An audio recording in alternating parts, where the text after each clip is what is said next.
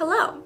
Welcome to part 2 of this modernized Edwardian lingerie dress project. In this video I will be working on the skirt portion of the dress. In my last video I worked on the top. That video will be linked up here if you want to go check that out. And yeah, let's get started. So I went about patterning this a little bit differently than I've seen anyone else pattern things. I drafted a front panel off of my measurements and made that and did the insertion lace, and then I went back and patterned the rest of the skirt. This is quite unusual, but that's how it happened.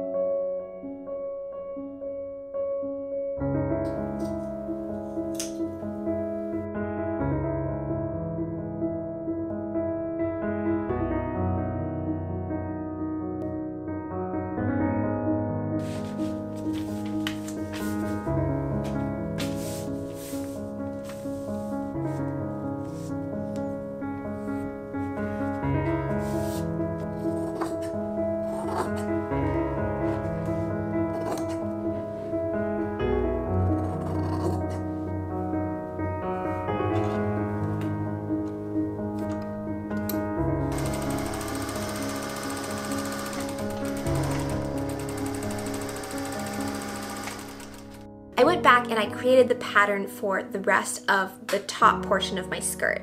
So this was based off of measurements, and I added extra room in the back to be pleated down because I did want that slight bit of extra fullness.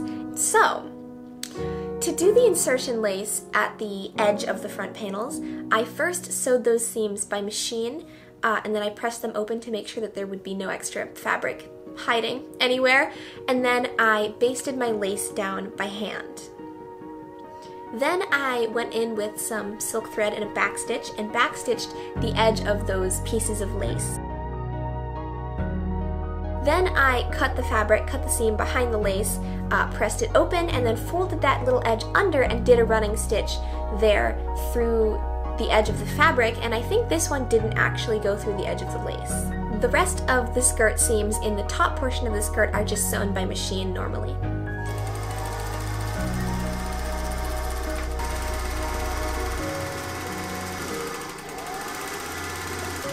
Then I did a small sort of hem at the bottom of this part of the skirt. I only folded the fabric up once though. Then I took the next piece of lace and sewed it around the entire bottom edge of this top portion of the skirt. So for the bottom part of the skirt, I debated whether to do a flounce or a ruffle, a flounce being a ruffle that's cut on a curve so that the inside part doesn't need to be gathered for you to get that ruffling effect at the edge. You can gather a flounce to have it even more ruffly, but the idea of a flounce is that you get the ruffle by having something cut on the curve. So I decided against doing a flounce. I decided to do just a straight ruffle because I wanted to do some lace insertion and pin tucks there, and doing lace insertion and pin tucks on a curve sounded very unappealing. So yeah. So I cut out some strips. I think they were about 12 inches long, and then I sewed them into a very long strip and created one pin tuck, one row of lace insertion, and I added some lace edging to the bottom.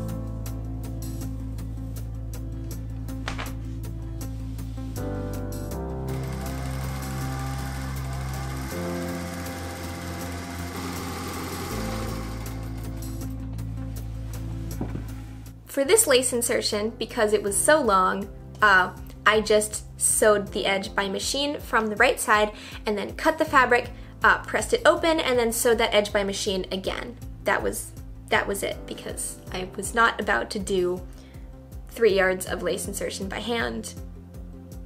Yeah. So then once I had the ruffle, I sewed it into a tube, and me not measuring, my lace insertion didn't exactly match up, but we're gonna pretend that it did. And then I gathered the top of the ruffle. Now, I do generally prefer hand gathers whenever possible. I think they look nicer and they're neater, and I could explain that. Maybe in another video I will, but this was long, so I gathered this by machine.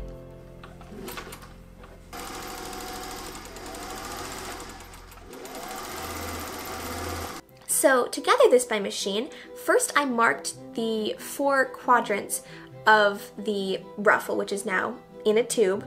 So I marked 4 equal points, and I also marked 4 equal points on my skirt.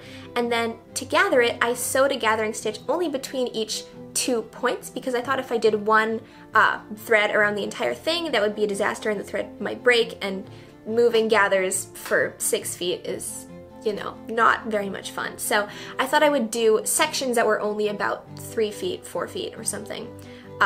And then it would be easier to keep track of what my gathers were doing and to not break the gathering threads. So I gathered by machine, and then I pinned the quarter points to the quarter points on my upper skirt, and then I pulled and gathered the ruffle to fit the skirt. Then I sewed the ruffle on by machine. I decided to do it right sides together with the skirt, which is kind of the opposite of what I had been doing with all of the insertion lace, because usually with insertion lace you have your fabric and you just slap the lace on top and sew it and then cut the fabric underneath. I wasn't thinking, so I sewed the ruffle and the skirt right sides together.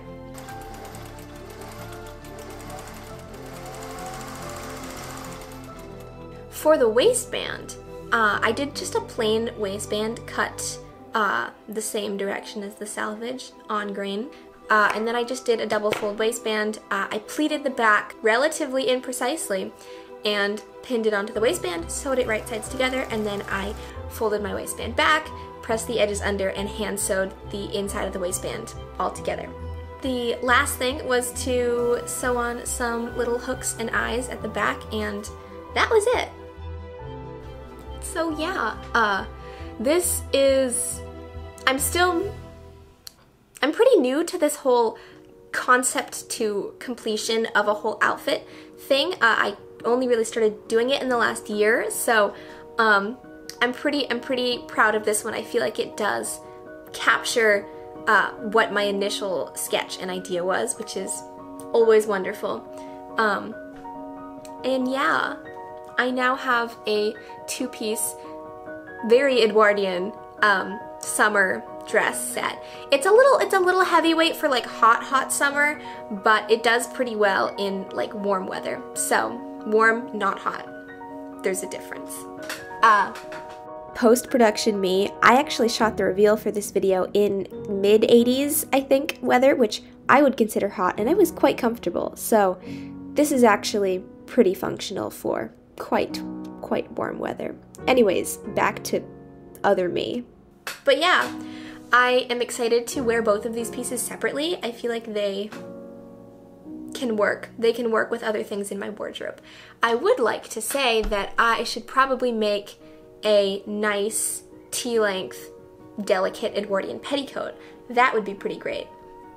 But I have not yet. So I'm just wearing my my late Victorian / Edwardian circular drawers with these. I love those, and I wear them under all of my skirts. They're great, and they add a little bit of floof and laciness, but without all of the floof that comes along with a skirt. So yeah.